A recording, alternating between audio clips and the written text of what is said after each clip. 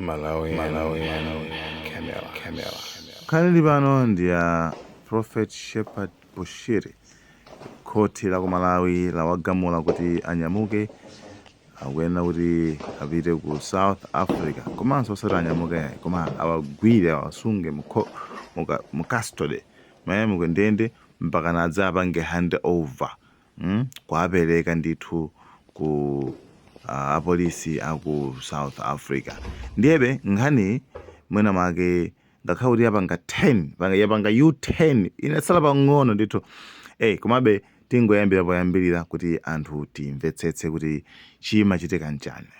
Anyway, Prophet Shepherd Bushiri ali ku South Africa kumene kuja amagamulidwa milandu ingapo yokwanira 10.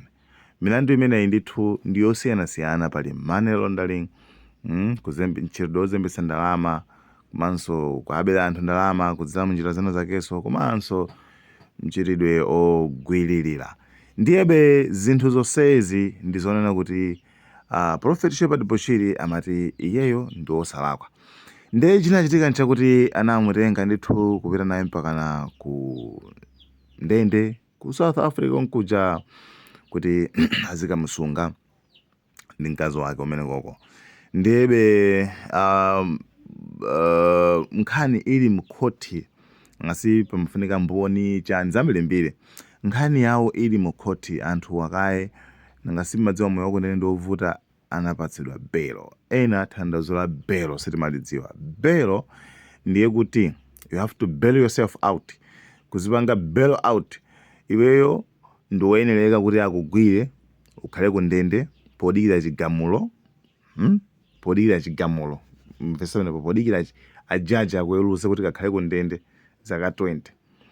Iwe pa nthawi yodikirirayi chimachimachitika ndichi umauza kwana kuti akuluakulu sikuti tine ndithawa sindithawa ndilipo ndithu ndiye ndikufana ndizipange bail out. Iyeyo tizakumana nthawi yozapereka chigamulo nthawi ya khoti tizikumana bwinobwino koma ineyo mundisiye ndikhale mfulu ndikhale ndili kunjako sikutinso ndithawa. Choncho umapereka mapasipoti ako umapereka mapasipoti ngati madocument choncho ndiye kenanso umapereka ndalama zambiri ndithu zimene akutchajezo potenganso ndimene iwe uliliso. Tingolekeza ngati akapontha buwa sangatchaje kuti mutipatse 20 million. Akapontha buwa ndi chama amango apaza tipatseni ujeni belo apasa belo 200,000 500,000 faka kuzuza kuti 500,000 ndi ambiri kwa iwo aja. Pamene Bushiri kuti akhale ngati ampasa belo ya 2 million ndikuti that's peanuts, right? Nde anthu akuluakulu ngati awawa ndithu amayenera kuti alipire ndalama nokutako akhoti haja asunge vindalama zambiri kapena atenge mapepala a nyumba ina yake imene ali ndi nyumba zikhale ngati zili m'manja mwa boma. Iyi imakhala ngati guarantee iyeyo kuti sindithawa ndilipo, ngati mwasunga zinthu zanga sindithawa ndilipo. Then afterwards zinthu iye zikatha milandu ija ikatha mananga weluzira akhotimo ndalama ija amenera kuti akubwezere zinthu zako zijazo amenera kuti akubwezere chifukwa chinenge ngati chikole tsopano kungoona kuti munthu asathawe. Contrary to what happens to Malawi. Ku Malawi zinthu zake zimakhala zosiyana. Ku Malawi akati apatsa bail, right, atha kuchita 500,000 1 million koma milandu ija ikangotha ku Malawi ndalama ija sakubwezera kumene kuli kuphwanya komanso kulakwira malamulo. Kumene koko ndikuba tandazo la belo ndi limenelo tagwirizana tamvana iti. Yes, Malawi Cameras team khalani pompo. Nkhani ndikupitirirabe ya Bushiri. Then Bushiri anapereka ndithu analipa belo ndithu anasiya ndalama anatengera zinthu zina ndi zina. Then zinapeza kuti Bushiri anapanga filu kuona kuti moyo wawo uli pa chiopsezo. Komanso kumene koko anthu zakhotizi sikuti sikuti malamulo akumene koko akuateteza kwambiri iwo ayayi koma akuoneka zoti moyo wawo uli pa chiopsezo.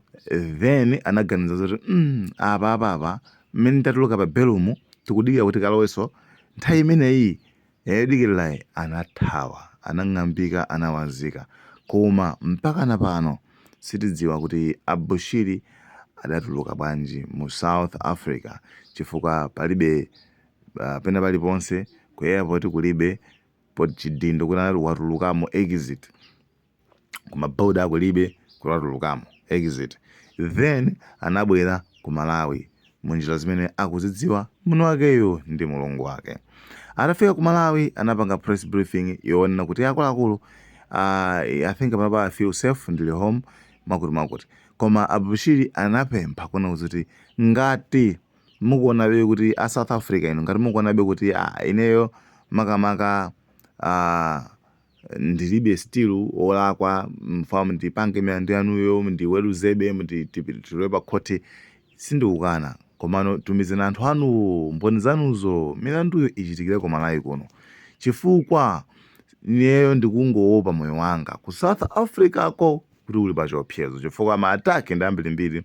Manso mmene amayankhulira muja kuti mwana wake pakanafaso ndi poison, mkazi wakanapo chisidweso poison, zinthu ngati zimenezonso. Ndi amapempha kuti bwanji zinthuzo matapangira konkono sindikukana pabwembonizo pabwere chani, whatever the case is, ineyo kunoku ndikuona ngati ku Malawi ndili safe. Ndiyebe pakatipo ndithu amapita ku khoti kuja ndipo mpaka na Malawi ndithu panaona kazoti panali support makamaka kumbali ya boma mbali ndani anthu anapereka support kuti yayi munthuyo akhaledi kwathu konkono ku Malawi kuno. Ndi iyayi anthu ndithu Abushiri anawalandira nkumakhala ndikumapanga mapulogalamu awo amene amapangawo mpaka na kumapeto.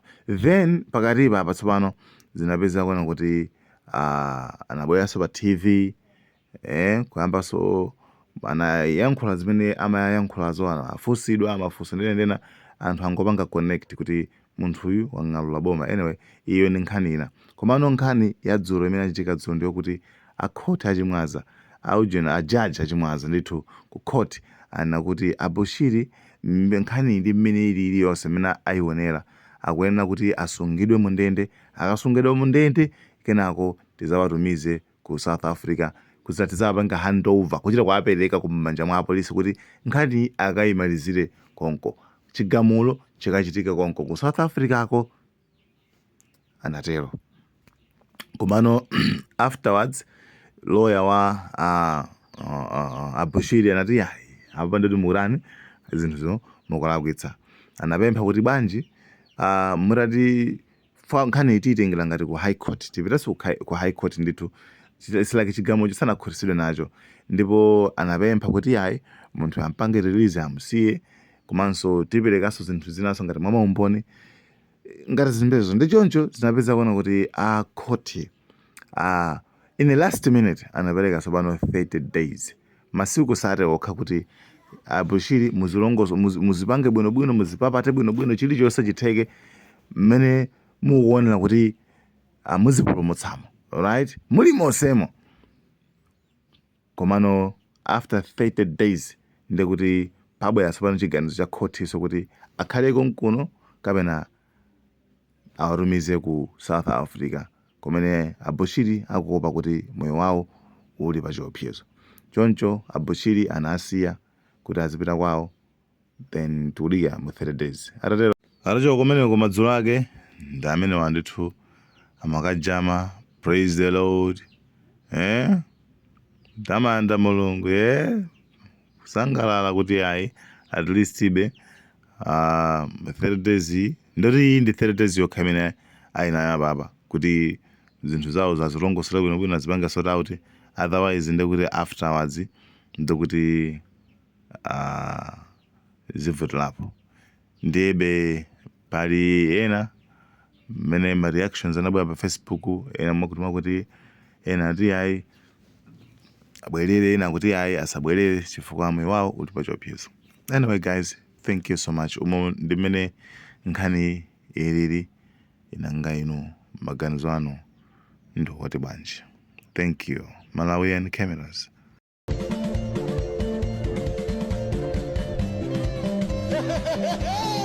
Malawian Camera.